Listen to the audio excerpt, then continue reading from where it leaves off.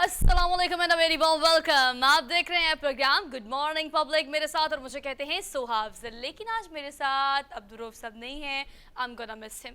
और थोड़ी देर में हमें हरमीत भी ज्वाइन कर लेंगे। इस्लामाबाद की सिचुएशन ऐसी है कि उन्हें आने में काफ़ी देर लगी है, और मुझे लगा कि कुछ होना हो दोनों रात कम से कम 2 बजे तक ओथ टेकिंग सेरेमनी देखते रहे। यस, आपने भी देखा होगा कल जो सिचुएशन रही, everyone glued to the TV screen. मैं ये देखती हूँ कि नेटफ्लिक्स देखा जाए, ड्रामास देखा जाए, ये सारी सिचुएशंस लाहौर में, पाकिस्तान में ख़ास तौर पर बड़े शौक से सारे देखते हैं टीवी ड्रामास नेटफ्लिक्स। लेकिन पिछले कुछ दिनों से हमारी सियासी सूरत हाल ऐसी है, सियासी फिल्म ऐसी चल रही है, कोई आता है एज अ विलन, कोई आता है एज अ हीरो। और ये सियासी फिल्म जो चल रही है वो दरअसल पाकिस्तान की सियासी अदम इस्तेहकाम का मुंह बोलता सबूत है, जिसकी कल एक और कड़ी जो है वो सामने आई। कल हमने देखा कि हमजा शहबाज को एज अ वज़ीर आला पंजाब, जो कि हमने रूलिंग देखी, डिप्टी स्पीकर की जानिब से दी गई थी। उसके बाद सुप्रीम कोर्ट का कल एक अहम फैसला आया, जिसके बाद काफली के रहनुमा देखा जाए परवेज इलाही, लेकिन पीटीआई के नुमाइंदे के तौर पर उन्होंने वजीर आला का हल्फ कल रात 2 बजे इस्लामाबाद जाकर उठाया। इतनी जल्दी थी कि आजकल जो भी कोई सिचुएशन या कोई फैसला देखकर सोता है, तो वो ये देखकर सोने के साथ साथ ये सोचकर सोता है कि सुबह उठूंगा तो इस फैसले का कोई ना कोई नई कड़ी या नई चीज़ ज़रूर निकली होगी। मतलब फैसला चेंज हो सकता है, रातों रात मोल्ड हो सकता है। सो रात को भी यही हुआ, जो लोग सो गए उनको सुबह सुबह उठकर हम बता दें गुड मॉर्निंग पब्लिक के पहले टॉप स्टोरीज में कि रात को वज़ीर आला पंजाब के तौर पर परवेज इलाही ने ये ओहदा अब संभाल लिया है। क्या क्वेश्चन मार्क्स, क्या अब सियासी अदम इस्तेहकाम जो है वो पाकिस्तान में ख़त्म हो जाएगा? क्या माशी सूरत हाल, और अगर हम मौजूदा सूरत हाल की बात करें तो सैलाब की सूरत हाल पूरे पाकिस्तान में है। कल तक की रिपोर्ट के मुताबिक 300 से ज़ायद अफराद मुख्तलिफ इलाकों में, मुख्तलिफ शहरों में जान की बाजी हार चुके हैं। लेकिन इस पर किसकी नज़र है? लेकिन इस पर बात कौन कर रहा है? हर कोई अपने बारे में बात कर रहा है, एवरीवन इन हिमसेल्फ। ये एक सिचुएशन है जो कि हम देख रहे हैं टीवी स्क्रीन पर।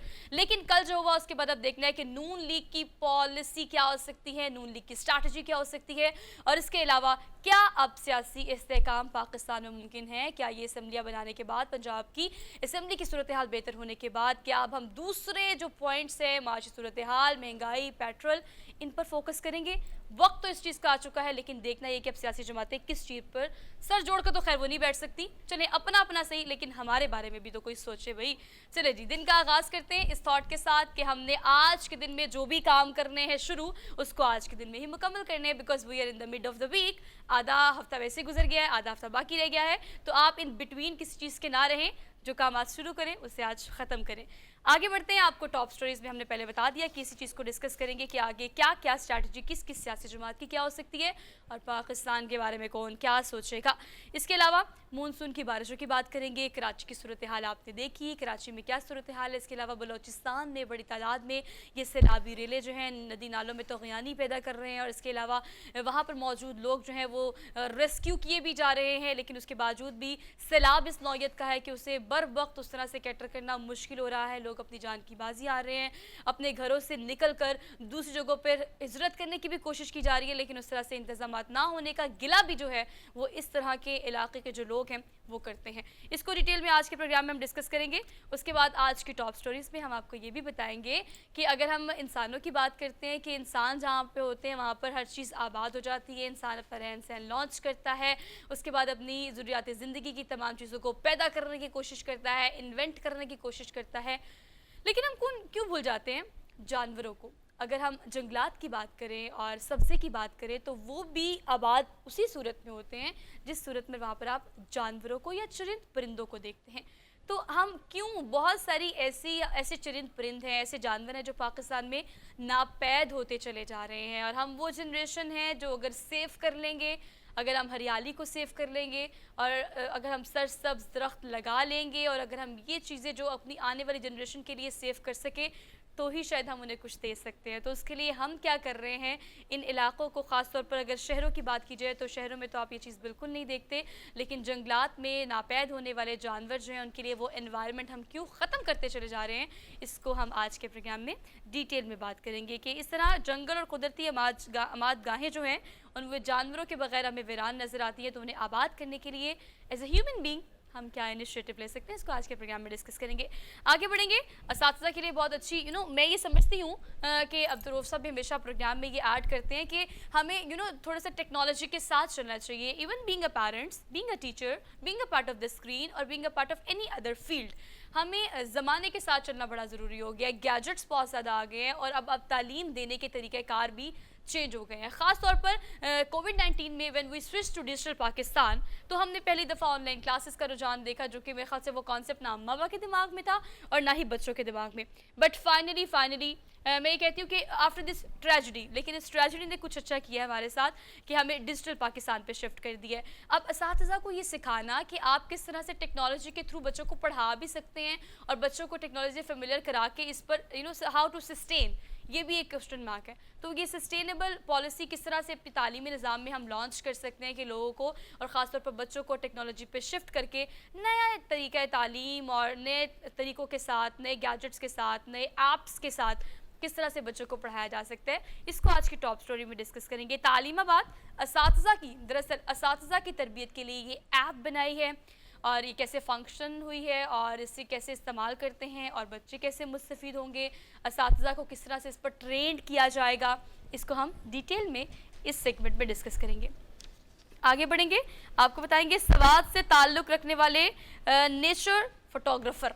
मतलब ये एक ऐसी चीज़ है कि अब एक आईफोन है और आपने उसको पकड़ा और आप कहीं भी गए, जो भी नॉर्दर्न एरियाज़ में आ जाते हैं, प्लस मी रिसेंटली मैं गई तो मैं हर चीज़ को बआसानी कैप्चर कर सकती थी थ्रू माई फ़ोन। लेकिन अगर फोटोग्राफी की बात की जाए ख़ास तौर पर, तो बड़ा मैटर करता है कि आपकी फ्रेमिंग क्या होती है, आप एक फ्रेम में नेचर को किस हद तक दिखा सकते हैं, जो कि इंसानी आंख देखे वैसे मैं सोचती हूँ कि कैमरा जस्टिस नहीं करता या हमारे फ़ोन के कैमरे भी जस्टिस नहीं करते। लेकिन कोई आर्ट होती है बॉस, वो आर्ट जो है जिससे बाजू का तब वाकई नेचर को कैद कर लेते हैं या आप आम आंख जो वहाँ पहुँचकर उन नज़ारों को नहीं देख सकती, आप किस तरह से अपने कैमरे में कैद करके हमें दिखा सकते हैं। इसमें ये एक्सपर्ट हैं जनाब, जो कि आज बनेंगे गुड मॉर्निंग पब्लिक के मेहमान और आपसे हम उनकी मुलाकात कराएंगे।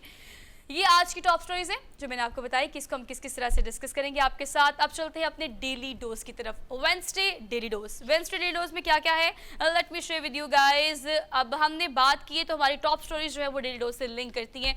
सैलाबी सूरत हाल काफ़ी ज़्यादा हो गई है और पानी जो है सैलाब की सूरत में, और ख़ासतौर पर अगर हम ग्लेशियर की बात करें जो पिघलने के बाद, और फिर मौसम ऐसा है मूनसून का। जब मैंने शुमाली इलाका जात का विजिट किया तो बड़ी तादाद में एक तो ग्लेशियर जो पिघलते हैं वो सीज़न तो चले आगे चला गया, लेकिन वो पानी और इसके बाद मूनसून की बारिशों का पानी जो है वो सूरत हाल ज़्यादा ख़राब कर रहा है। इतना ख़राब कर रहा है कि जो आपके डैम की एक लिमिटेड लेन होती है जहाँ तक पानी डैम ने सेव करना होता है, उससे कहीं ज़्यादा, मतलब आप कहीं मैक्सिमम अभी देखा जा रहा है कि 3.5 फुट से ज़्यादा ऊपर जा चुका है। मैं बात कर रही हूँ बलोचिस्तान हब डैम की। वहाँ पर सूरत हाल पहले बहुत ज़्यादा ख़राब है, लेकिन अब ये सूरत हाल हो गई है कि आपके डैम में जो पानी सेव करने की एक लिमिट है उसको क्रॉस किया, और क्रॉस भी कितना किया है, 3.5 फीट क्रॉस किया जा चुका है। तो बेसिकली ये जो हब डैम में सतह आप जो है वो 342 हम देखते हैं हमेशा होती है, लेकिन अब ये 343 फीट तक हम इसको देख रहे हैं। और ये सूरत हाल वहाँ पर मौजूद जो लोग हैं, वहाँ पर जो इलाका मकीन है करीब तरीन, वो ये कहते हैं कि अगर हम इस रोड की बात करें, आप ये रोड भी देख रहे हैं, ये रोड जो बेसिकली, लेकिन वो कह रहे हैं कि हम रात को देख के सोते हैं तो नॉर्मल चीज़ें होती है, लेकिन रात कंसिस्टेंसी के साथ मुसलसल जब पानी में इजाफा होता चला जाता है तो सुबह उठ की सिचुएशन कंपैरेटिवली थोड़ी सी डिफरेंट होती है। करीब तरीन जो इलाके हैं उनमें लोगों को ये कहा जा रहा है कि प्लीज़ आप यहाँ से मूव कर दें। ये स्केल जो आप देख रहे हैं हम आपको दिखा रहे हैं विंडो की राइट साइड में, ये बेसिकली वो स्केल है जिस पर पानी सेव करने की सतह जो कैपेसिटी है वो इस हब डैम में इतनी है। लेकिन पानी चूँकि शदीद मूनसून की बारिशों की वजह से अब नदी नालों में गिरता है और वहाँ से हम ज़ाहिर बात है इसको सेव करने के लिए ऑलरेडी प्लान किया हुआ है, लेकिन वो सेव करने की भी एक कैपेसिटी है जो कि अब मीट कर रही है, मीट करने से भी अबव जा रही है। तो ये जो सूरत हाल है, नेज़ आबादियाँ जो है उनको जो है अब इनखला का कहा जा रहा है, इंस्ट्रक्शंस दी जा रही हैं कि आप यहाँ से ज़रा for the time being move करें और इन इलाकों से ज़रा दूर रहें, क्योंकि किसी भी नागहानी कुदरती आफात है, नागहानी सूरत हाल से बचने के लिए पहले ही प्रिकॉशंस करने का कहा जा रहा है और भी आपको कोऑपरेट करना चाहिए। और बलूचिस्तान की सूरत हाल में तो ख़ास तौर पर सेंसिटिव सूरत हाल है, तो आपको ज़्यादा कोऑपरेट करना चाहिए। चलिए जी, आगे बढ़ते हैं। आगे बढ़ बताएंगे अगली डेली डोज जो हमारी है, हमारे क्रिकेटर्स और हमारे कौमी हीरोज़ जिन्हें इंटरनेशनल लेवल पर पाकिस्तान समेत पूरी दुनिया में सराहा जाता है, उन पर अब एक इस तरह की डॉक्यूमेंट्री हम बनाने जा रहे हैं या मूवी बनाने जा रहे हैं। Is a kind of short film, is a kind of उनकी लाइफ स्टोरी, उनकी सक्सेस स्टोरी को हम बात करें बेसिकली शुएब अख्तर की, फास्ट बॉलर पाकिस्तान के, जिन्हें दुनिया में भी कहा जाता है कि वो इस रफ्तार से, जिस रफ्तार से उन्होंने बॉलिंग की है, उनकी लाइफ पर बनने वाली ये फिल्म जिसको नाम दिया गया है रावलपिंडी एक्सप्रेस का।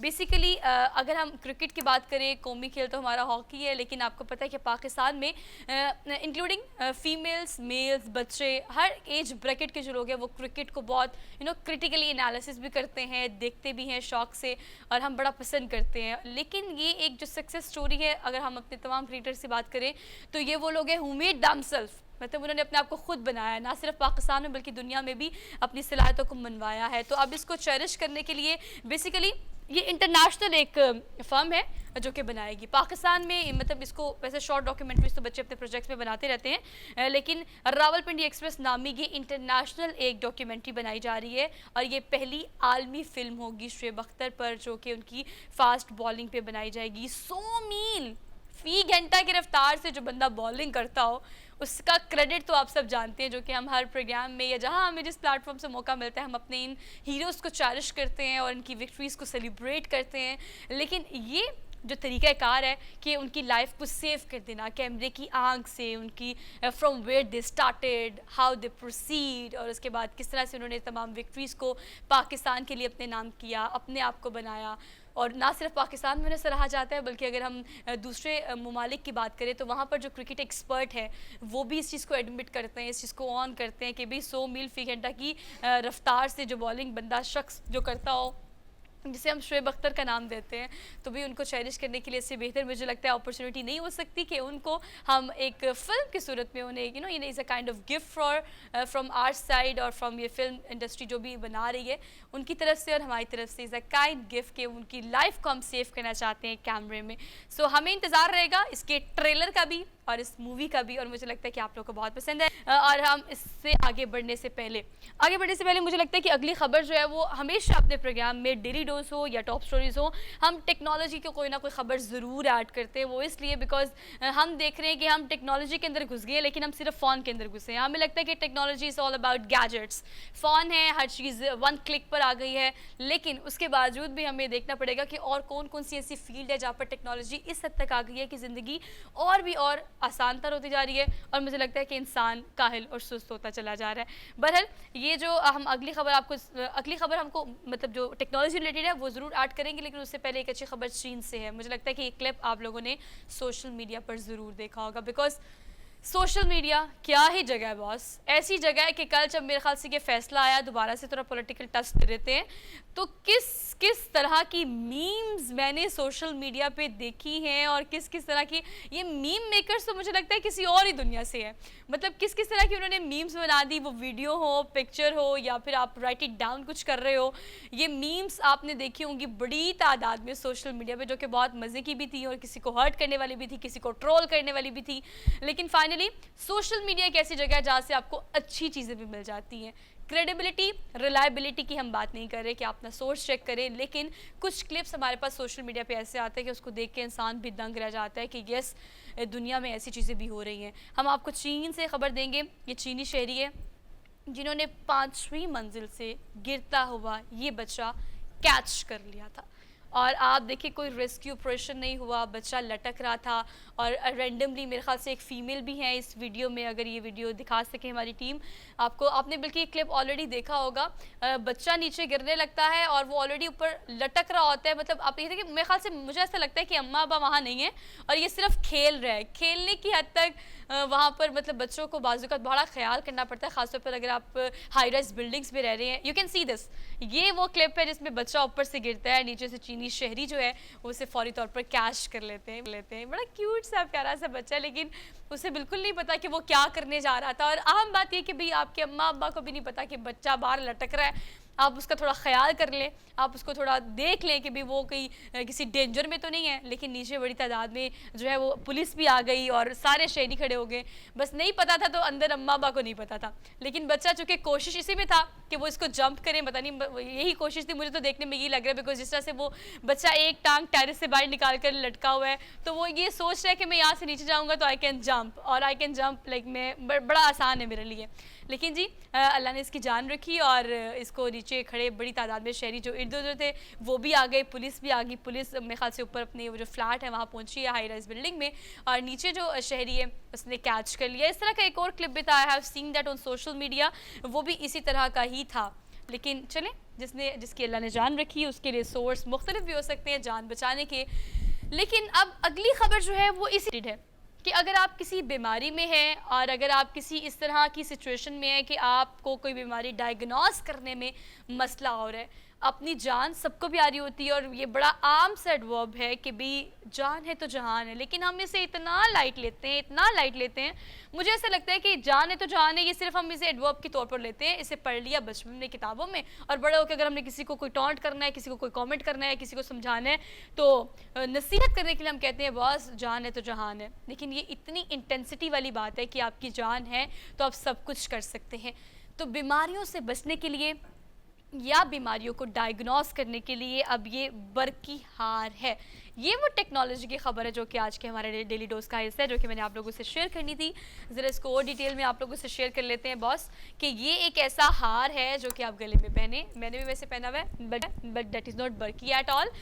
It seems to be like बरकी, लाइक आप जो स्क्रीन पर देख रहे हैं ये भी आपको एक इस तरह का हार लग रहा है जो कि नॉर्मली ख़वातीन स्टाइल अप करने के लिए भी यूज़ कर सकती हैं, लेकिन ये कोई आम हार नहीं है। इसको अगर आप गले में पहनते हैं तो बीमारियों की तशख़ीस के लिए ये एक अहम इनिशिएटिव है। ये एक ऐसा हार है जो कि बैटरी के बगैर चलता है। बैटरी इसमें ऑलरेडी वो सेंसर्स लगा दिए हैं जो आपकी बॉडी के टेम्परेचर को चेक कर सकते हैं। अगर आपके इंटरनल कोई मसला है, कोई बॉन्स आपको लगता है कि आपकी अगर आपके जोड़ और बॉन्स में पेन है, ख़ासतौर पर कंधे जो हैं वो आपको ज़्यादा आसानी से बाजू का, तो आपकी गर्दन में अगर छोटा सा बल भी पड़ रहा है, बॉडी पेन कर रही है, इंटरनल बीमारी आपके जो बाहर आने से पहले बीमारी ऑब्वियसली आपकी बॉडी में प्रिवेल कर रही होती है, तो बाहर आने से पहले उसकी डायग्नोस करना ये एक हार का जो है वो क्रेडिट है। और ये जो है हमारा हो गया डेली डोज कंप्लीट। अब जहाँ से हमने प्रोग्राम शुरू किया था वहीं से हम दोबारा शुरू करेंगे, लेकिन हमने लेनी है एक छोटी सी ब्रेक। होप सो कि आपने अपने दिन का आगाज़ कर लिया होगा। हम एक छोटी सी ब्रेक लेके वापस आते हैं, प्रोग्राम को आगे लेके जाएंगे। Till then keep watching. Good morning public.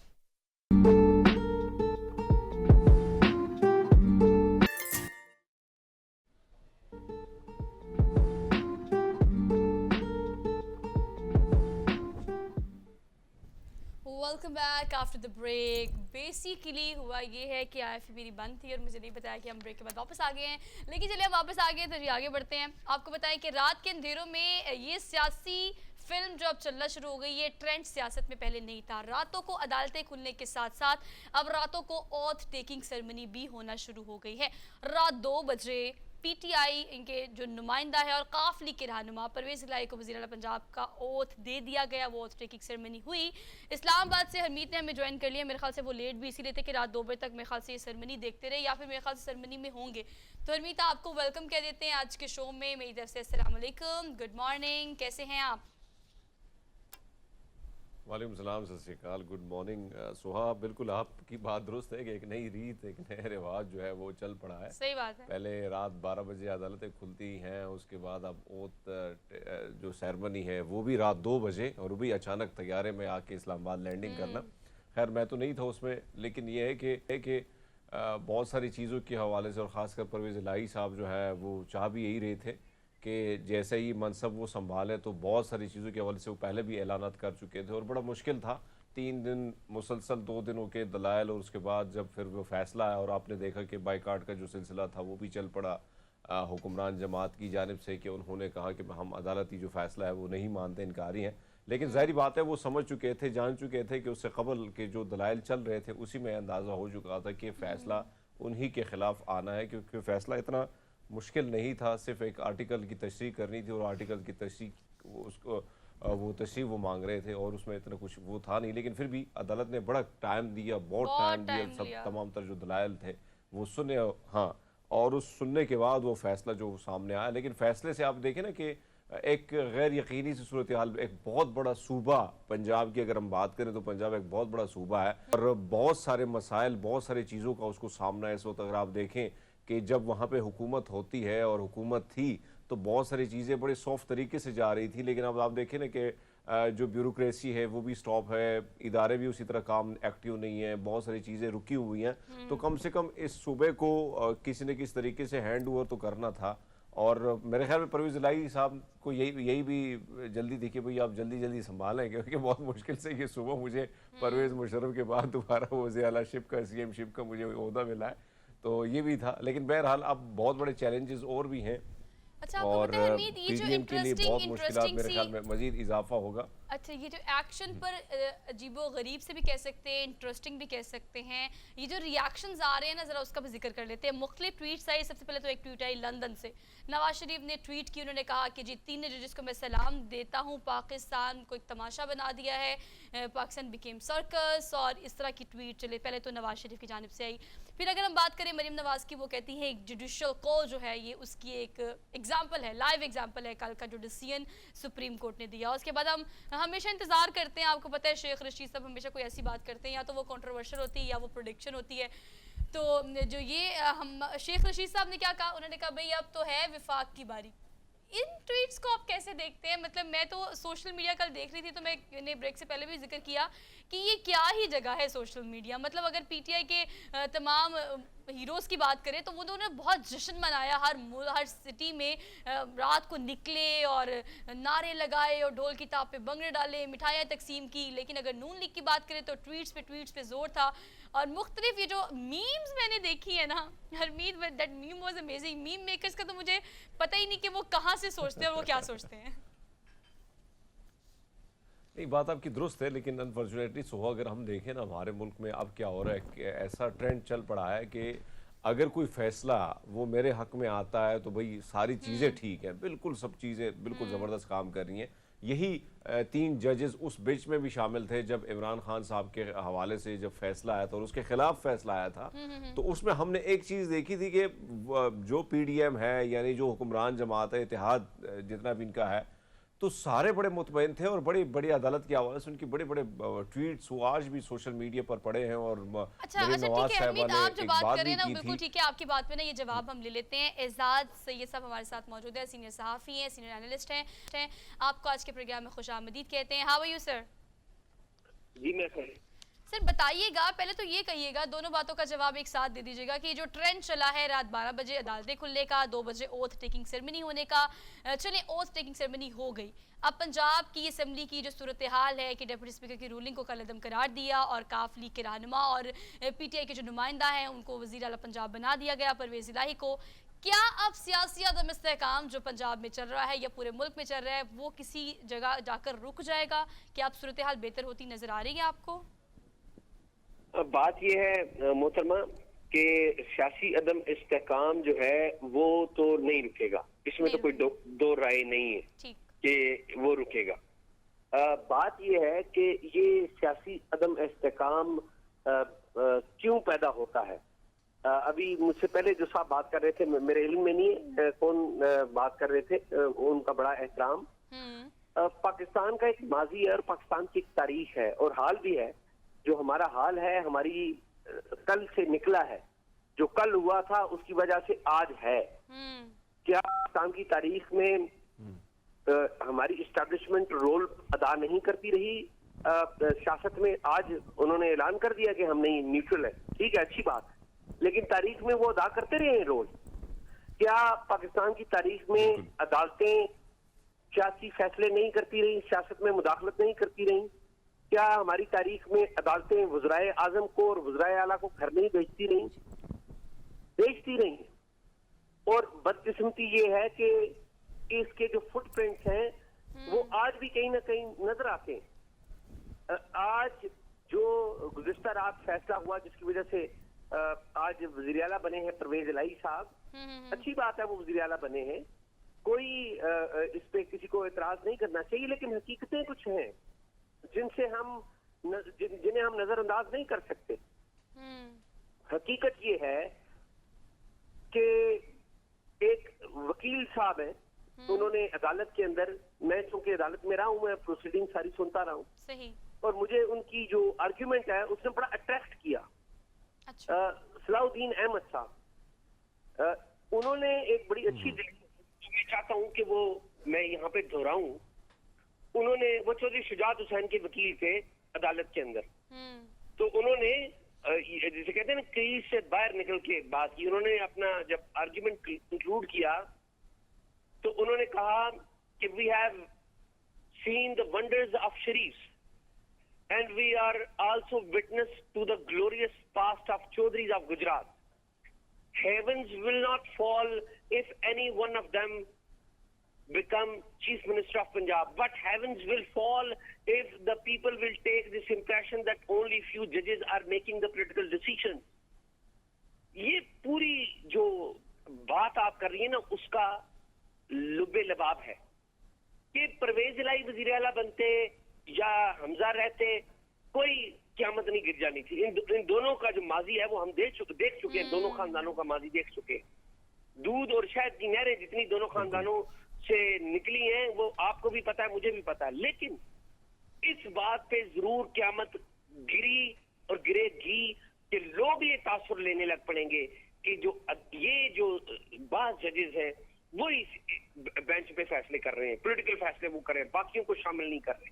ये बड़ी अहम आर्ग्यूमेंट है, ये बहुत अच्छी आर्ग्यूमेंट है, और बिल्कुल सियासी जमातों को चाहिए कि वो सारे फैसले कबूल करें, लेकिन चूंकि हमारा एक माजी है उससे हम नजरअंदाज नहीं कर सकते, तो उसी वजह से ये बात हुई है। और ये बड़ा अफसोसनाक वाकया हुआ है कि कल नून लीग ने और पीडीएम की बाकी जमातों ने पहले तो बाइकआउट किया, फिर उन्होंने इस फैसले के खिलाफ नारेबाजी की।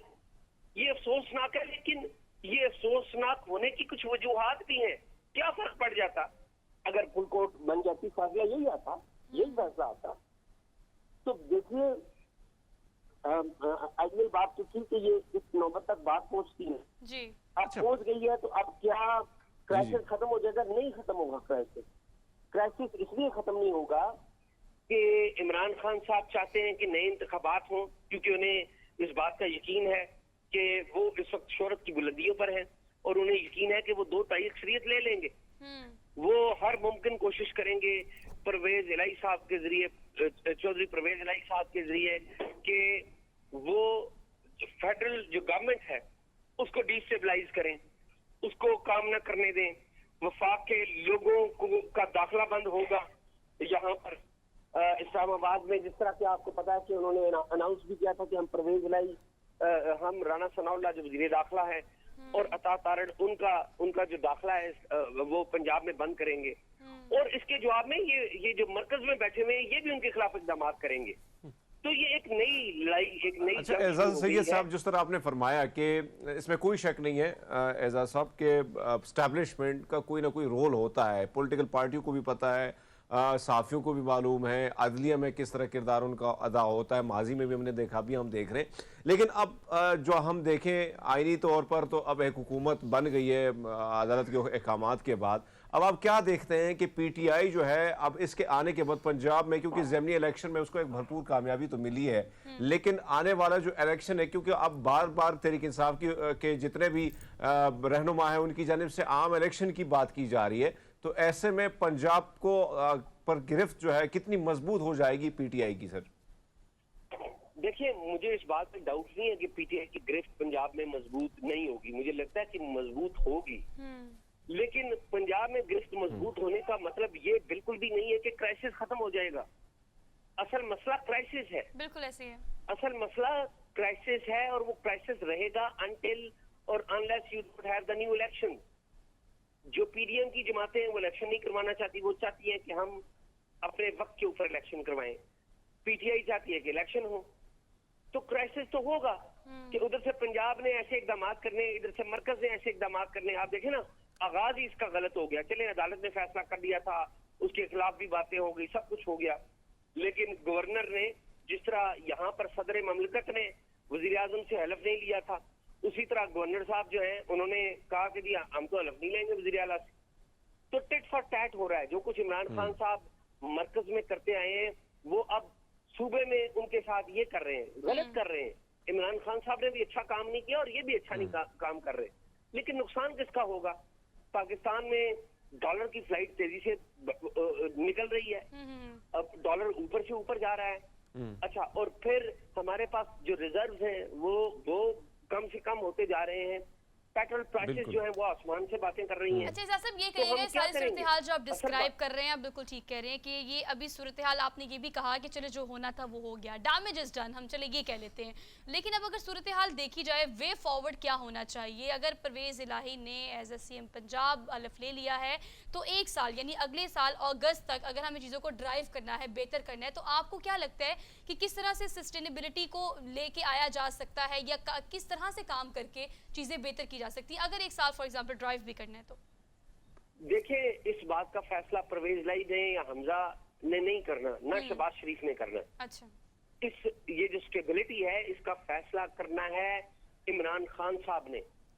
उन्होंने इस बात का फैसला करना है कि वो बाकी सियासी जमातों के साथ बैठ के रूल्स ऑफ द गेम तय करते हैं या नहीं करते। चार्टर्ड ऑफ डेमोक्रेसी 2006 में तय हुआ था, जिसके बाद 2 बड़ी जमातें और बाकी ये मुझे याद पड़ता है इमरान खान साहब भी उसके सिग्नेटरी, फॉलो ज्यादा नहीं उन्होंने किया उसको। तो 2 बड़ी जमातों ने ये तय कर लिया था कि अब हमने एक दूसरे को नीचा नहीं दिखाना, पीपल्स पार्टी ने और नून लीग ने। और इमरान खान साहब ने बाद में आके कह दिया कि ये तो बारियां लगी हुई हैं। अब इमरान खान साहब को वो धक्का दे रहे हैं, लेकिन इमरान खान साहब को अब मैग्नेनिमिटी का मुजाहरा करना होगा। उन्हें बाकी सियासी जमातों और बड़े सियासी रहनुमाओं के साथ बैठ के रूल्स ऑफ द गेम तय करने होंगे। उन्हें अपनी जुबान पर काबू पाना होगा। वो जो लैंग्वेज इस्तेमाल करते हैं वो अच्छी नहीं है।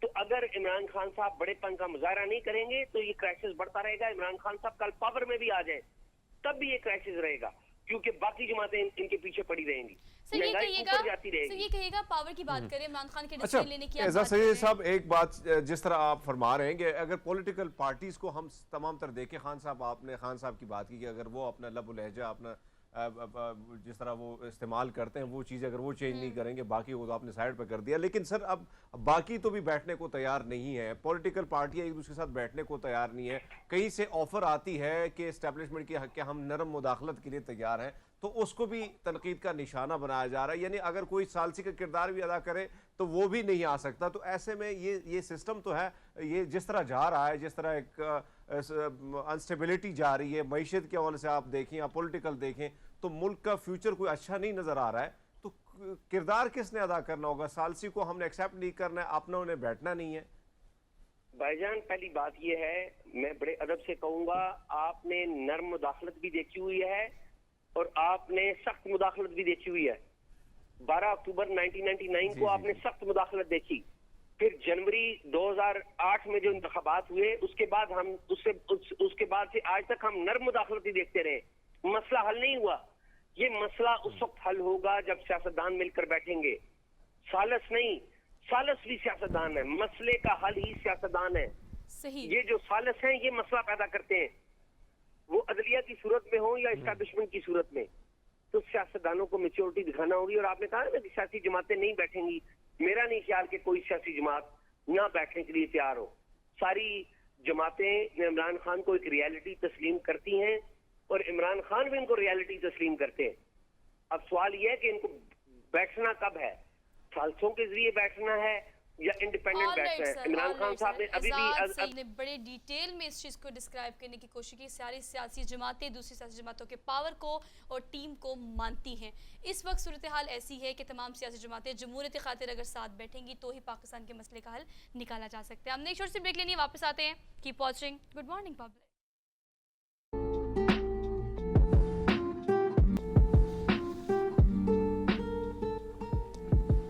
Welcome back after the break. So we are in the second hour of the show और मुझे लगता है कि आपने भी अपने दिन का आगाज़ अच्छे से कर लिया होगा।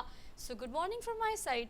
बेसिकली सेकेंड आवर में मैं हमेशा आपकी मुलाकात उन लोगों से कराती हूँ जो गैर मामूली यानी एक्स्ट्रा ऑर्डिनरी काम कर रहे होते हैं, जिसके बारे में हम सिर्फ सोचते हैं या बाज़ वक़्त कोई ऐसी स्टोरी देखते हैं तो सोचते हैं कि यार ये तो हम भी कर सकते थे, लेकिन जो लोग कर जाते हैं बस वही कर जाते हैं। आपकी मुलाकात आज मैं फ़हद मलिक से कराऊंगी। फ़हद मलिक एक ऐसी पर्सनालिटी है जिन्होंने उन लोगों के बारे में सोचना शुरू किया जो लोग सिर्फ ये सोचते हैं कि जानवरों की बका के लिए भी काम करना चाहिए या काम किया जा सकता है।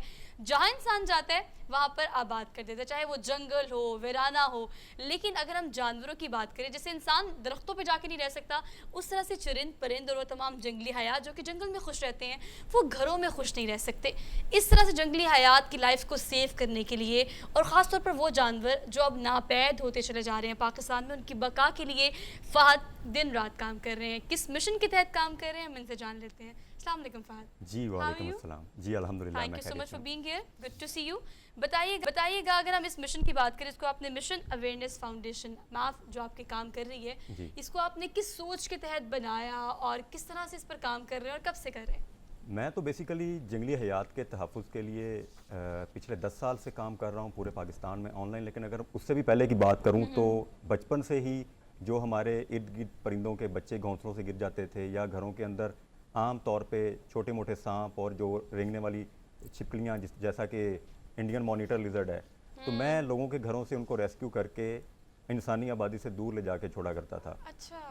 और गुज़श्ता 10 साल से तकरीबन हमने सोशल मीडिया के ऊपर जब से फेसबुक है इसके ऊपर मुख्तलिफ ग्रुप्स बनाए, वहाँ पे लोगों को इकट्ठा करना शुरू किया और लोगों को अवेयरनेस देना शुरू की कि आप जिन जानदारों को बहुत ज़्यादा ख़तरनाक या बड़ा अजीब समझते हैं, इनको भी तहफ़्फ़ुज़ की ज़रूरत है और इनको भी जीने का हक़ है।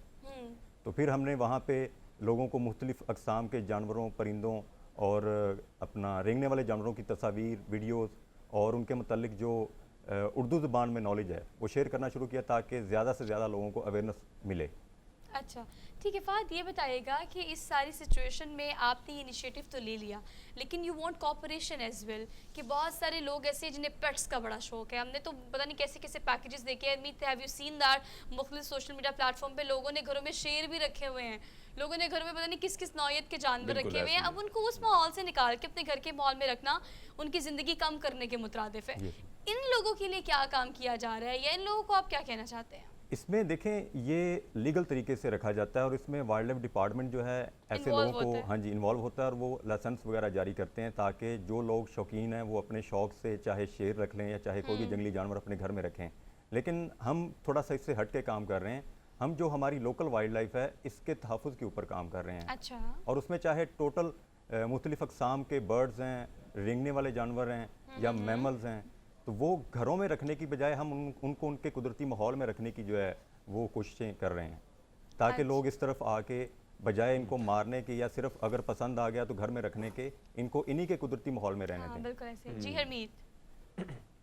अच्छा फ़हद, अगर हम देखें आप तो काम कर रहे हैं और बहुत बड़ा काम कर रहे हैं, लेकिन आपको याद होगा कि ऐसा वक्त था कि हर जगह पे चाहे वो शहर हो या गांव हो या चाहे आपका लाहौर हो या इस्लामाबाद हो, लेकिन यहाँ पे एक चहचहाट जो है परिंदों की भी रहती थी, दीगर जानवर भी नज़र आते थे। इस्लामाबाद में कम से कम ये चीज़ें आज भी नज़र आती हैं, कहीं ना कहीं आपको जानवर जो है वो शाम के वक्त नज़र आना शुरू हो जाते हैं। जी। लेकिन आपसे जानना चाहूँगा कि हमारे अगर ये हम नहीं रहेंगे जिस तरह हम देख रहे हैं कि कम से कम यानी नायाब से नायाब होते चले जा रहे हैं, तो हमारी ज़िंदगी पर कितना इनका असर रहेगा, कितनी ज़िंदगी हमारी मुतासिर होगी? क्योंकि हर एक चीज़ का अपना एक ज़ाहिर बात है कि अगर वो है तो उसका कोई फ़ायदा भी तो है। मैं कोशिश करता हूँ इसको आसान अल्फाज में बयान करूँ। हम लाहौर की बात करें तो लाहौर में आज से 30-40 साल पहले तकरीबन 250 के करीब अक़साम थी मुख्तलिफ़ परिंदों की जो यहाँ पे आइडेंटिफाई हुई थी और नज़र आती थी। लेकिन अब जाके यहाँ पे उनकी तादाद कम होती होती तकरीबन 50 के लगभग है जो मुकामी परिंदे हैं। बिल्कुल ऐसे ही है। और बाकी जो माइग्रेट करके आते हैं सितंबर से मार्च तक, उनकी तादाद डालें तो वो भी 100 तक नहीं हो पाती टोटल। तो इसका जो सबसे बड़ा फैक्टर है वो है हमारे यहाँ पे मुकामी जो दरख्त हैं उनकी कटाई और उनकी जगह पे मुकामी दरख्तों की बजाय आर्टिफिशियल पौधे जो बाहर से इंपोर्ट करवाए गए हैं उनको लगवाना। ठीक है।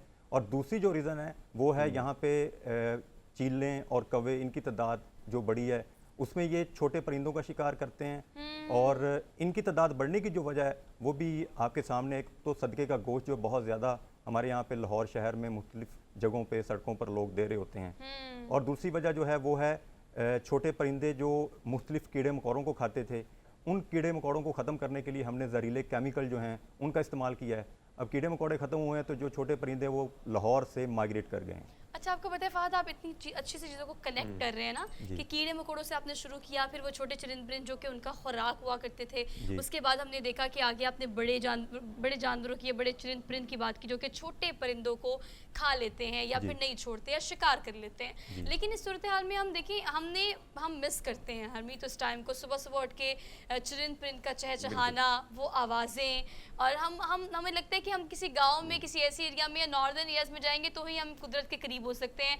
शहरों में तो ये चीज़ें नापैद हो गई हैं, लेकिन चलिए आप इसकी बका के लिए काम कर रहे हैं। एक अहम फैक्टर ये भी है कि छोटे चरिंद परिंद को कैद भी कर लिया जाता है सदके के तौर पर उड़ाने के लिए। हम गली में देखते हैं, हम मोहल्लों में देखते हैं, हम सड़कों पर देखते हैं कि ये ट्रेंड भी बहुत नया आ गया है। अगर आप लोकल वाइल्ड लाइफ के लिए काम कर रहे हैं तो इसमें इस चीज़ को कैसे कैटर कर सकते हैं कि आप बिला वजह फ्री ऑफ कॉस्ट किसी भी परिंद को उठाकर हम उसे कैद नहीं कर सकते और फिर हम आगे पैसे देके उसको सदके के तौर पर उड़ाने की बात करते हैं। इसमें दो मसले आ रहे हैं सामने। एक तो ये आ रहा है कि ये जब लोग जो इस किस्म के ख़ास लोग ये काम कर रहे हैं, परिंदों को मुख्तलिफ इलाकों से पकड़ के लाहौर शहर में ला के तो वो सदक़े के तौर पे देते हैं कि आप इनको आज़ाद करें। बिल्कुल ऐसे ही है। इससे वो जो परिंदे आज़ाद किए जाते हैं उनकी बका खतरे में पड़ जाती है, क्योंकि वो अपना असल जो जगह, असल घर जो है छोड़ के उनको उस जगह पे छोड़ा जाता है जहाँ पे उनको पता ही नहीं कि उन्होंने रहना कहाँ पे है। नहीं मिलता उनको टू लिव हैप्पीली। और दूसरी बात जो है वो हमारे यहाँ पे गुजरांवाला में बहुत ज़्यादा मसला था, लोगों को बटेर का गोश्त कह के मुख्तलिफ मैना परिंदों का और दूसरे परिंदों का गोश्त खिलाया जाता था। इसकी वजह से भी मुकामी परिंदे जो हैं वो कम हुए हैं। तो ये मेन रीजंस हैं हमारे लोकल बर्ड्स के कम होने की। अच्छा बात ये बताएं कि जब आपने शुरू में जिक्र किया ना तो ख़वातीन तो बहुत डर जाती हैं, ये छिपकलियों वाला मैटर जो होता है ना, मतलब घर में भी बाहर भी, लेकिन हमें मुख्तलिफ इकसाम की जंगली हयात को सेव करने की आप बात कर रहे हैं। तो जैसे कि अब हम दिखा भी रहे हैं, जो हम वीडियो दिखा रहे हैं उसमें तो आप कितनी महारत से और कितने दिलेरी से काम कर रहे हैं। तो मुझे बताइएगा कि ख़ास तौर पर ये अगर हम छिपकलियों की बात करें या इस तरह के जानवरों की बात करें जो कि देख कर आप ये वाली इस फीलिंग आती है, तो उसको अगर आप घरों में देखें या अगर अपने मोहल्लों में देख लें जो कि कम आती हैं, उसको किस तरह से रेस्क्यू किया जाता है, किस तरह से आप उसको कैटर करके पकड़ कर उस माहौल में लेके जाते हैं, इस माहौल में उनकी ग्रोथ हो या वो जिस माहौल में रहना चाहते हैं? जी, इसमें देखें, एक तो हमारे घरों में जो छिपकलियाँ पाई जाती हैं, इनकी तो लोग इनके बारे में से कहते हैं कि बहुत ज़्यादा जहरीली हैं और ख़तरनाक हैं, अगर खाने में गिर जाएं तो हाँ जी लगती भी हैं, और देखने में भी बाज़ लोगों को इनसे बड़ी उकताहट सी होती है, लेकिन ये जहरीली नहीं है। पाकिस्तान में पाई जाने वाली 100 के करीब मुख्तलिफ अक़साम की जो छिपकलियाँ हैं उनमें कोई भी छिपकली ऐसी नहीं है जो इंसानों के लिए ख़तरनाक हो या जिनकी बाइट से इंसान की मौत वाक़या हो सके। अच्छा। तो हम ये अवेयरनेस देते हैं, और इसके अलावा सांपों के मतलब भी काम कर रहे हैं। पाकिस्तान में तकरीबन 70 से ज़्यादा अक़साम के सांप हैं, लेकिन जिन सांपों के काटने से डेथ होती है वो सिर्फ 4 अक़साम हैं। उनके ऊपर भी हमने लोगों को काफ़ी ज़्यादा अवेयरनेस अब तक दी और आगे भी सिलसिला हमारा जारी है।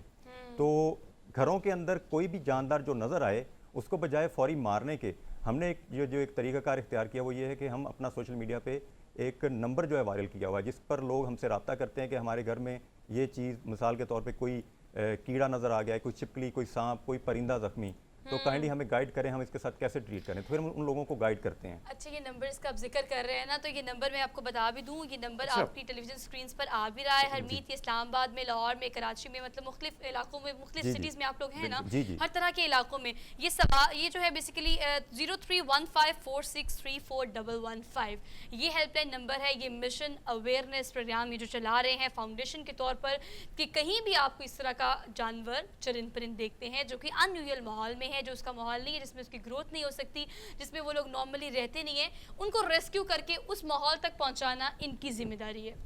तो ये नंबर पे आप रब्ता कर सकते हैं। जी हरमीत, आप ऐड करना चाह रहे थे? जी जी।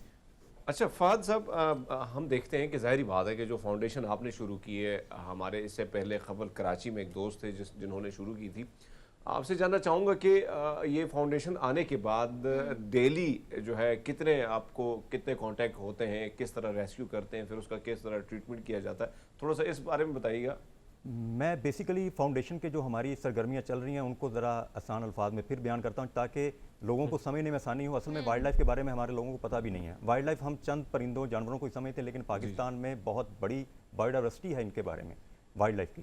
और इसमें मुख्तलिफ इलाकों से लोग सांपों की तस्वीर भेजते हैं, मैमल्स जानवरों की तस्वीरें भेजते हैं, परिंदों की भेजते हैं, हमारे घर, हमारी गली, हमारे एरिया में ये हमें मिला है, हमें इसको क्या करना है। हम उनको उनके बारे में गाइडेंस देते हैं, और अगर सांप वगैरह की तस्वीर भेजें तो जहरीले सांप को किस तरह ट्रीट करना है वो एट द एंड देखा जाता है कि अगर उसको रेस्क्यू नहीं किया जा सकता तो फिर डेफिनेटली घरों के अंदर होता है, उसको फिर वो मार देते हैं। लेकिन जो गैर जहरीला सांप है उसको हम घर के अंदर भी हो तो वो रेस्क्यू करवाते हैं। रेस्क्यू ना भी करवाना हो तो उनको कह देते हैं कि आप इनको जाने दें, ये ख़तरनाक नहीं है। और तीसरी बात यह है, स्मगलिंग के ऊपर काम कर रहे हैं। जो मुख्तलिफ इलाकों से लोग मुख्तलिफ मुकामी परिंदों को, जानवरों को स्मगल करके मुख्तलिफ बड़े शहरों की मार्केटों में सेल परचेज़ करते हैं, इनके अगेंस्ट हम काम कर रहे हैं। वाइल्ड लाइफ डिपार्टमेंट के साथ मिलके, WWF के साथ मिलके उनको हम बताते हैं, फिर वो आगे उसके ऊपर एक्शन लेके तो जानवरों की जो स्मगलिंग हो रही होती है इसको रोकते हैं। अच्छा, हम जो आपका स्क्रीन देख रहे हैं उसमें जो रेस्क्यू आपने किया हुआ है मुख्तलिफ नौइयत के मुख्तलिफ इकसाम के जंगली हयात को, कोई ऐसे इंसिडेंट जो आपको याद हो जो बहुत ही डिफ़िकल्ट सा हो? क्योंकि सारे जानवर, जैसे छिपकलियों की आप बात कर रहे हैं, तो कुछ ऐसे भी होते हैं जो जहरीले होते हैं, तो यू गोट अ कॉल और इस तरह से कोई आपको याद हो जाती हैं हमें। मैं खुद बाज़ का जब कर रहा होता हूँ रेस्क्यू तो छोटी मोटी इनकी बाइट्स भी होती हैं, ये अटैक भी करते हैं हमें। लेकिन डेफिनेटली अब वक्त के साथ साथ एक्सपीरियंस हो चुका है कि ये चीज़ें हमारे लिए ख़तरनाक नहीं है। इंसान ही सबसे ज़्यादा ख़तरनाक है जब हम लोगों ने इनके कुदरती माहौल के अंदर जाके इनको डिस्टर्ब करना शुरू कर दिया हुआ है। और सबसे ज़्यादा मसला हाउसिंग सोसाइटीज़ का है। ये गैर मुतवाज़न जो डेवलपमेंट हो रही है, इसकी वजह से हमारी जो सराउंडिंग की जंगली हयात है वो मुतासर हो रही है। बिल्कुल हो रहे हैं। बिल्कुल ठीक है। Fahad, thank you so much for being here. आपकी बड़ी डिस्कशन रही और इस डिस्कशन से हमने ये कंक्लूड किया है कि आपको भी पार्टिसिपेट करना पड़ेगा। उन जंगली हयात को अगर आप हयात रखना चाहते हैं, उनकी बका के लिए काम करना चाहते हैं, तो आप इस नंबर पर रब्ता करें, इस फाउंडेशन से रब्ता करें। इनको उनके इस इन्वायरमेंट में पहुँचाना जो कि इनका नेचुरल इन्वायरमेंट होता है, वहाँ पर रहेंगे तो फलेंगे फूलेंगे और इस तरह से इनकी बका बाकी रहेगी। हमने एक छोटी सी ब्रेक लेनी है, हम वापस आते हैं, आप देखते रहिए गुड मॉर्निंग पब्लिक।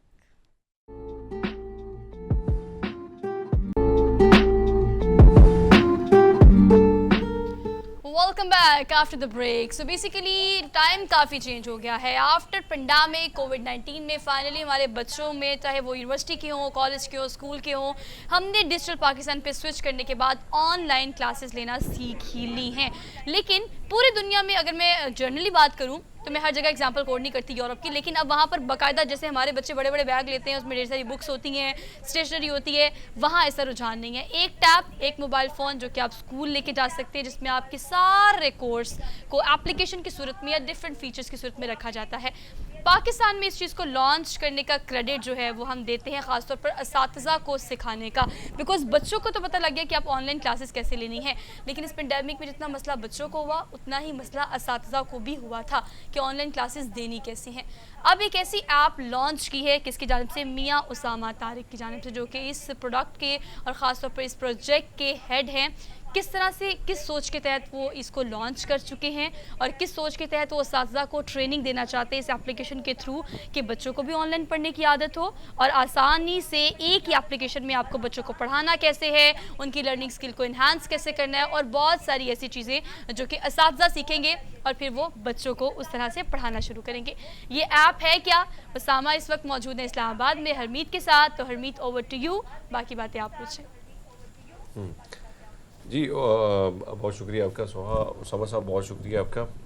जो एप्लीकेशन है, ज़ाहिर बात है दुनिया जदीद से जदीद तर होती जा रही है और हम अगर अपनी बात करें तो हमारी एजुकेशन में भी बहुत सारी तब्दीली आ रही है और आप जैसे नौजवान जो है उसमें भरपूर अपना किरदार अदा करें। अच्छा, मैं जानना चाहूँगा ये एप्लीकेशन, ये ऐप जो है ये काम कैसे करती है और इसको लॉन्च करने का मकसद आपका क्या था? जी बिल्कुल, पहले मैं बता देता हूँ लॉन्च करने का हमारा मकसद। तो मकसद ये था कि अभी आपने देखा होगा कि अगर कोई स्कूल इस्लामाबाद में है और फिर विहाड़ी, सखर, इस तरह दूर दराज रिमोट एरियाज़ में जो स्कूल्स हैं उनकी जो क्वालिटी ऑफ एजुकेशन है उसमें बहुत एक बड़ा गैप है।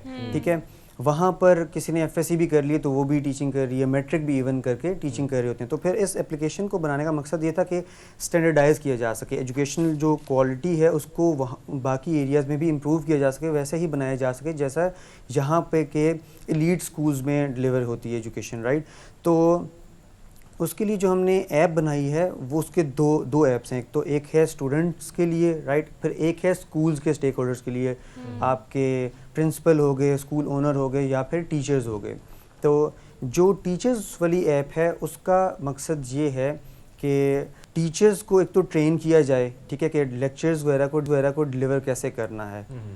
उसकी ऑब्वियसली उनको फिर काफ़ी चीज़ों के ऊपर ट्रेन किया जाता है कि आपने इंगेज किस तरह से करना है स्टूडेंट्स को। अगर कोई बच्चा नहीं सुन रहा कि उसको फिर आपने कैसे अपनी तरफ उसको दिखाना है कि क्या चीज़ उसको सिखाई जा रही है, राइट।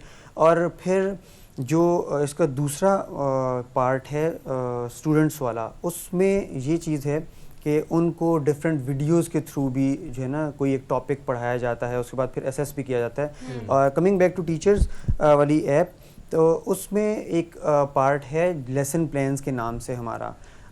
अब उसमें हमने किया क्या है कि कुछ भी अगर आपने पढ़ाना है तो आप ऐप के अंदर जाएंगे और किसी भी ग्रेड को खोलें और फिर उसमें सब्जेक्ट्स खोलें, ठीक है, और फिर वहाँ जाकर अपना कोई भी टॉपिक चूज़ कर लें।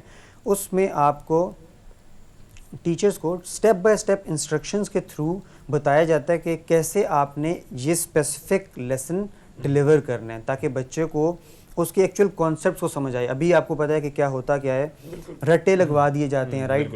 और फिर उस जो ये रट्टे वाला कॉन्सेप्ट है ना, इससे दूर करना है, वरना होगा क्या कि बच्चे एफएससी में जी नंबर तो बड़े अच्छे आ गए हैं लेकिन आगे नौकरियां अच्छी नहीं मिल रही। क्यों? क्योंकि उनको जो एक्चुअल कॉन्सेप्ट्स हैं उसके बारे में बिल्कुल वो क्लियर नहीं है इतने। हमारा मकसद यही है कि कॉन्सेप्चुअल बेस्ड लर्निंग करवाई जाए। जिस तरह जिक्र कर रहे हैं, क्योंकि वक्त बदल रहा है, चीज़ें, हालात और सब तमाम तर चीज़ें हम देख रहे हैं वो बदल रही हैं। जी जी। वीडियो गेम्स के थ्रू एजुकेशन देना एक बहुत बाहर दुनिया में, जिस तरह सुहान ने अभी फरमाया कि भाई वहाँ पे हो रहा है, पूरी दुनिया में हो रहा है, पाकिस्तान में भी अब कोशिश हो रही है जी।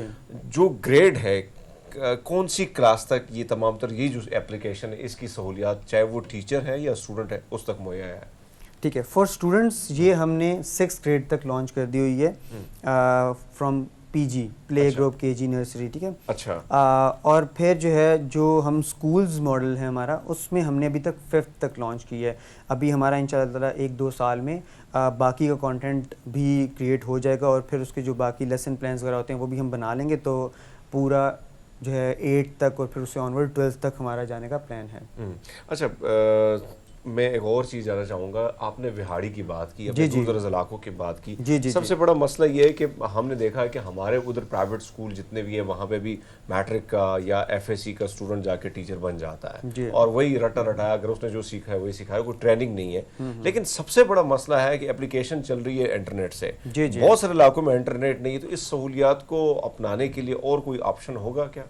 जी अच्छा, तो एक तो मैं आपको ये थोड़ा सा क्लियर कर देता हूँ इंटरनेट के बारे में। अब आपको पता है कि अगर आप उठा के ही सवाल पूछे ना जैज़ से या यूफोन से, वो कहेंगे भाई हमारा तो 90% of the Pakistan is covered with 3G, ठीक है, और 2G तो ऑब्वियसली हर जगह ही ऑलमोस्ट आ रहा है। तो हमने इसको डिज़ाइन भी इस तरह से ही किया है कि मिनिमम इंटरनेट यूजेज इसकी हो, ठीक है, और अगर आपका इंटरनेट की स्पीड ज़्यादा नहीं भी है तब भी आप इसको देखकर पढ़ाया जा सके। ऑब्वियसली फिर जो है जब इंटरनेट की स्पीड ज़्यादा अच्छी है तो फिर आपकी वीडियो क्वालिटी उतनी बेहतर हो जाती है, ज़्यादा बेहतरी आती है। बट डिज़ाइन उसको इसी तरीके से किया गया है कि अगर इंटरनेट कम हो तो फिर भी इसको पढ़ाया जा सकता है। जी बिल्कुल बिल्कुल। अच्छा ठीक है, मुझे उसामा ये बताएगा कि हमने बच्चों की लर्निंग स्किल को भी इन्हांस करना है, लेकिन उनको इन्हांस करने के लिए असातिज़ा को सिखाना भी उतना ज़्यादा ज़रूरी है। आपका ये इनिशिएटिव इस लिहाज से बहुत अच्छा है कि असातिज़ा को सिखाना पड़ेगा कि आपने बच्चों को टेक्नोलॉजी पे शिफ्ट कैसे करना है। वो टू सम एक्सटेंड हम शिफ्ट हो गए थे कोविड-19 में, जब ऑनलाइन क्लासेज आई बच्चों ने बड़ी एक्साइटमेंट से इसको एक्सेप्ट भी किया और फिर असातिज़ा ने भी सीखा कि बच्चों को ऑनलाइन पढ़ाना कैसे है। लेकिन अब the question mark is how to sustain. आप इसको किस तरह से फैलाना चाहते हैं? आपने लॉन्च तो कर दिया, लेकिन मुख्तलिफ स्कूल्स की अगर बात की जाए, वो प्राइवेट हो, वो गवर्नमेंट सेक्टर हो, किस तरह से असातिज़ा को इस चीज़ का यूज़ टू करना है और बच्चों को इस चीज़ का यूज़ टू करना है, इस टारगेट पे आप कितना काम कर रहे हैं? जी जी, मैं आपको एक मज़े की बात बताता हूँ। हम कोविड की एग्जांपल तो देते हैं कि ऑनलाइन क्लासेस शिफ्ट हो गई थी, तो मैंने खुद पर्सनली जाकर टीचर से, स्कूल ओनर से और पेरेंट्स से भी बात की है। अच्छा। कि कोविड के दौरान क्या वो लोग सेटिस्फाइड थे जिस तरह से वो लेक्चर्स डिलीवर किए जा रहे थे। तो उनमें काफ़ी ज़्यादा मज़े की बातें आती हैं। कुछ पेरेंट्स तो कहते हैं कि हमें सिर्फ वीडियोस भेज दी जाती थी व्हाट्सएप के ऊपर कि जी ये पढ़ लें और यहाँ से आपको आएगा और फिर बाद में देख लिया जाएगा। अच्छा। तो मतलब एक्चुअल जो उसका सही यूज़ केस था वो फॉलो नहीं किया गया कि अगर कोविड आ चुका हुआ है तो कैसे लेक्चर्स को डिलीवर किया जाना है। दूसरों के लेक्चर्स उठाकर अगर आप वो फॉरवर्ड कर देते हैं और फिर उससे बच्चा नहीं सीख पा रहा तो एक बहुत ऑब्वियसली डैमेज हो रहा है बच्चे के लिए, राइट। उसकी पढ़ाई का बहुत ज़्यादा नुकसान हो रहा है। तो हमारा मकसद भी इसलिए ये है कि टेक्नोलॉजी को यूज़ करना है लेकिन इफ़ेक्टिव वे में यूज़ करना है, ठीक है। अगर बच्चा स्कूल नहीं आ पा रहा तो उसको उसी इंगेजिंग वे में सिखाया जाए, जिसके लिए हमने स्टूडेंट ऐप की, जिस तरह से मैंने बात की, जी वो लॉन्च की, राइट। उसमें अब ये है कि अगर बच्चा किसी दिन क्लास में नहीं भी गया या फिर खुदा न खास्ता इस कोविड की तरह कुछ और चीज़ आ जाती है और स्कूल्स बंद होते हैं, तो फिर वो बच्चा घर बैठ के उसी टॉपिक को उसी तरीके से सीख पाए, ना कि बस वो कोई आपका पेपर पढ़े और आप उससे एक्सपेक्ट करें कि वो सीख जाएगा। ऐसे बहुत मुश्किल है। अच्छा, उसामा, यहाँ पे एक और चीज़ जानना चाहूँगा कि एप्लीकेशन काम कर रही है, लोग अब मुस्तफ़ीद हो रहे हैं इससे, लेकिन ये जानना चाहूँगा कि कितने शहरों में अब ये काम हो रहा है और आपको जो इसका वो है रिज़ल्ट है, यानी वहाँ से उसका एक ज़ाहिर बात है कि जहाँ पे यूज़ हो रहा है तो ज़ाहिर बात है उनको अंदाज़ा भी है कि ये हमें इतना फ़ायदा दे रहा है। तो इसके बारे में थोड़ा सा बताइए। जी, पहले हम शहरों की बात कर लेते हैं। हमारे माशाल्लाह 17 डिफरेंट शहरों में वो लॉन्च हमने कर दिया है और 50+ स्कूल्स भी हमारे ऑन बोर्ड हो चुके हुए हैं और भी अभी हमारे पास एप्लीकेशंस पड़ी हुई हैं जो कि ऑन बोर्ड होना चाह रहे हैं। तो और मुझे जो है पर्सनली खुशी तब होती है जब रिमोट एरिया से आते हैं स्कूल्स, वहाँ पर अब जिस तरह से गिलगित और स्कर्दू में जब स्कूल्स आते हैं और मैं वहाँ पे देखता हूँ किस तरह से बच्चे रिमोट एरियाज़ में हमारी वजह से तालीम याफ्ता तालीम से वो हासिल कर रहे हैं, बिल्कुल। तो उससे ज़्यादा एक तो जो है ना खुशी होती है। जी। अच्छा ठीक है उसामा, ये बताइएगा कि अच्छा, ट्रेंड्स ये बहुत बहुत चेंज हो गए हैं ना पढ़ाई के। अगर हम इस्तिज़ा की बात करें तो आपके और मेरे जिन इस्तिज़ा से हमने पढ़ा है, हमें तो बस खौफ इतना होता था। अब हमने उस खौफ को भी ज़रा कम होते हुए देखा है बच्चों में। अब बच्चों की पढ़ाई के तरीके भी टीचर से ज़्यादा बच्चों को पता होता है कि कौन सा गैजेट कैसे इस्तेमाल होगा, कौन सा इंटरनेट, कौन सी वेबसाइट के ज़्यादा फंक्शनल है।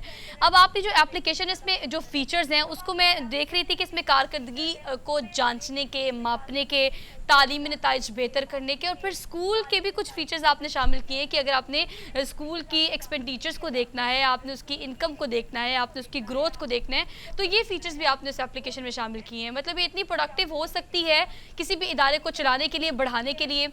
और क्या क्या फीचर्स ऐड करने का प्लान है आपका?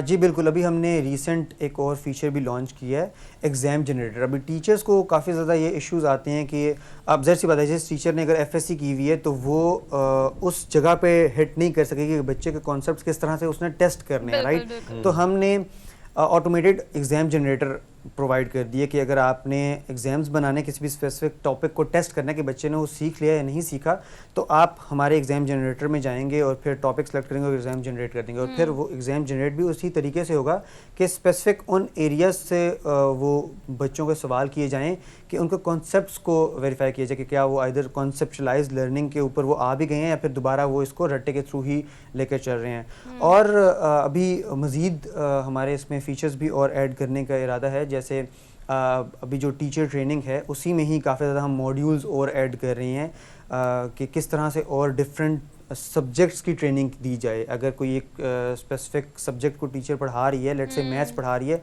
उसने मैथ्स को कैसे पढ़ाना है, राइट, इन डेप्थ डिटेल्स उन टीचर्स को दी जाएं कि आपने किस तरह से इसकी जो है ना मैथ्स को पढ़ाने, लाइक लेट्स से सम पहले इस तरह से किया जाता था, अब मुख्तलिफ ममालिक में जदीद तरीक़ों से जो है ना इसको सम को बच्चों को सिखाया जा रहा है, तो वो क्या हैं, इस तरह की चीज़ों के ऊपर अभी हमारा फोकस है। ऑलराइट, मतलब अब ज़रूरत है समर की है। जी टाइम है, एक सवाल कर लें आप, में टाइम है। अच्छा सर, जिस तरह आप फरमा रहे हैं, जाहिर बात है बेसिक चीज़ें जो हैं अगर 5th क्लास तक आप कर रहे हैं, कोई शक नहीं है एक बच्चे की बुनियाद वहाँ से बन जाती है। लेकिन अब अपग्रेड करना, जिस तरह आप रिस्पांस की बात करें कि मुख्तलिफ शहरों से अच्छा पॉजिटिव रिस्पांस आ रहा है, तो क्या अपग्रेड करने के लिए भी कोई इक़दाम किए जा रहे हैं कि हम आगे भी बढ़ें ताकि मैट्रिक तक, एफएससी तक बहुत सारे स्टूडेंट, जाहिर बात है प्राइवेट स्कूलों में वो टीचर काम करते हैं, वो लोग काम करते हैं जिनकी इतनी एजुकेशन नहीं होती है। बहुत सारे आपने देखा होगा, बहुत सारे एलीट स्कूलों को साइड में करके बहुत सारे स्कूल हमने भी देखे, तो वहाँ पे ये निज़ाम है, उसको बेहतर बनाने के लिए भी जाहिर बात है आपकी एप्लीकेशन बड़ी कारामद साबित हो रही है, तो उसके लिए भी कुछ कर रहे हैं सर आप? जी जी, जैसे मैंने जो है आपको बताया था कि स्टूडेंट वाली साइट के ऊपर हमारा 6th का कंटेंट हमने लॉन्च कर दिया है।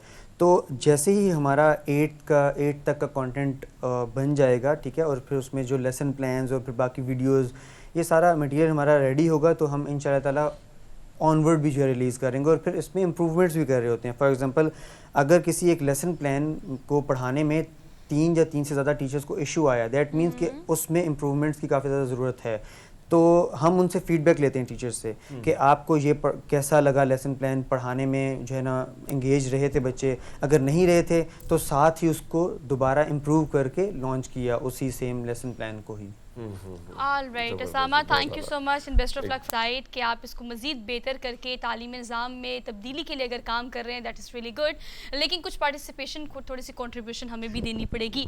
असातिज़ा को भी इस वक्त, मैं ये नहीं कह रही कि असातिज़ा को सीखना चाहिए या उनको उनमें कमियां हैं, उस्ताद हमेशा उस्ताद होते हैं, लेकिन टेक्नोलॉजी के साथ माँ बाप को भी, यानी आपके घर में मौजूद वालिदैन को और असातिज़ा को सीखने की ज़रूरत, ताकि बच्चों को ज़्यादा अच्छे लर्निंग प्रोसेस में डाला जा सके। हमने एक छोटी सी ब्रेक लेनी है, हम वापस आते हैं। Keep watching good morning public.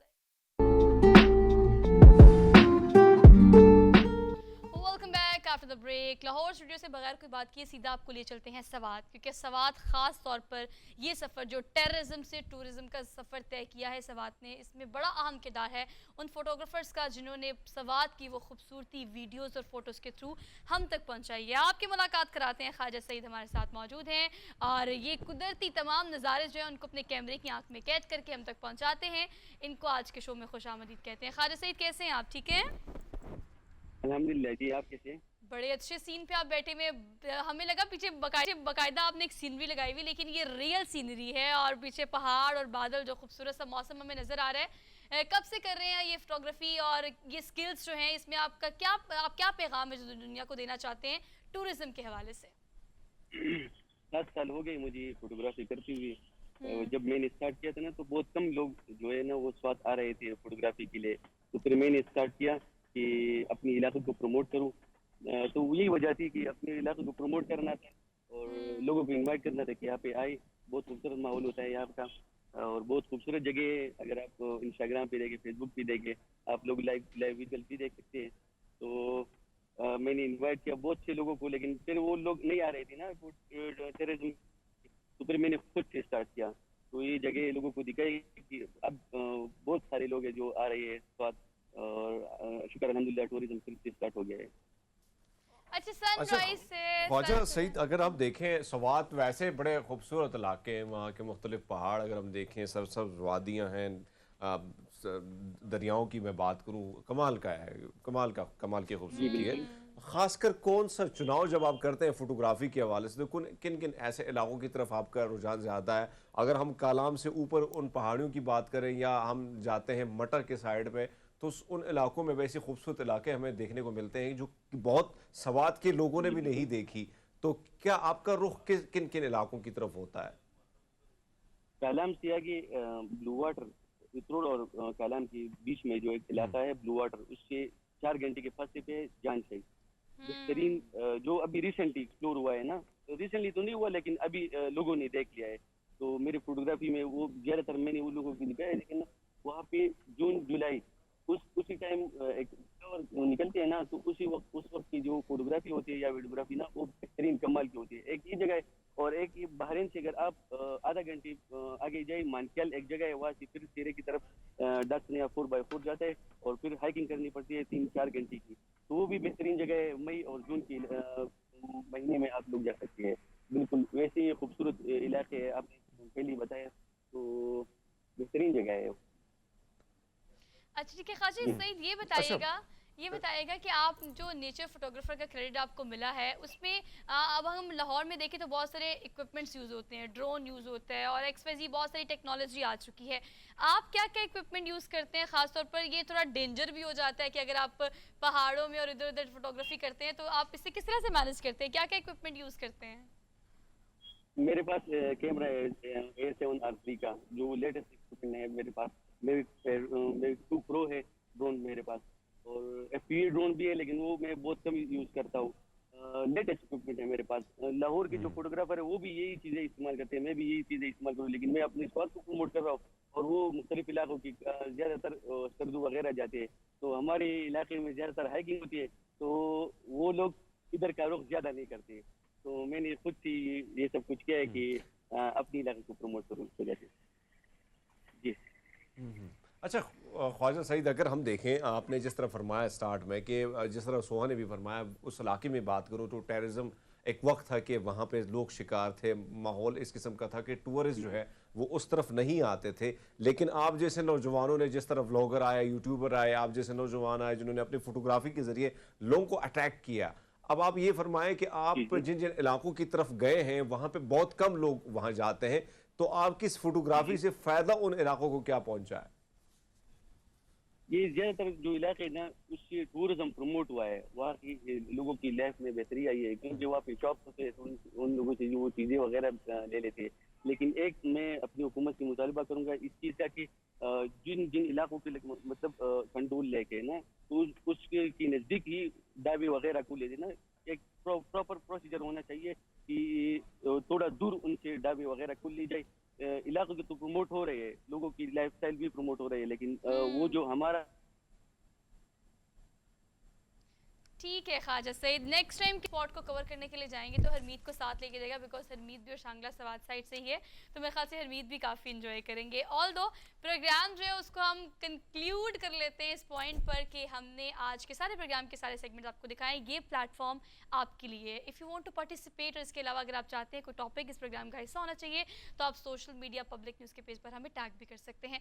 आज के प्रोग्राम से इतना ही, होप्स हो कि आपका दिन बेहतरीन गुजरे। मेरी तरफ से आप सबको एक बार फिर से सुबह बखैर, अपना बहुत ज़्यादा ख्याल रखिएगा। अब्दुल रऊफ सबको मैंने आज प्रोग्राम में बहुत मिस किया, कल उनके साथ हम दोबारा से होंगे हाजिर। अपना ख्याल रखें, अल्लाह हाफिज़।